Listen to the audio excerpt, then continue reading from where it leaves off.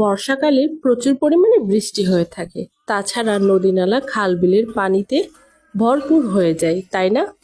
তো আজকে সকালবেলা আমি বের হয়েছিলাম বাসা থেকে একটি কাজে। আর কাজটি শেষ করে বাড়িতে ফেরার পথেই আমি সুন্দর একটি ফুলের ডাল নিয়ে এসেছি।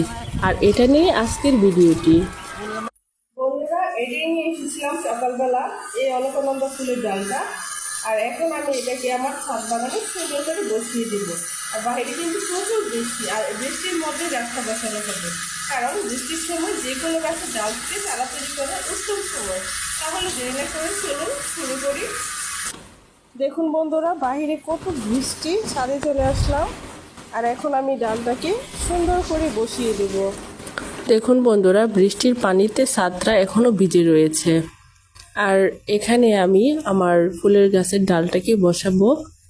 আর আপনারা অবশ্যই কমেন্ট করে জানাবেন যে এই ডালটা হবে কি হবে না। তো ভিডিওটি কষ্ট করে দেখার জন্য আপনাদের অসংখ্য ধন্যবাদ। আল্লাহ হাফেজ।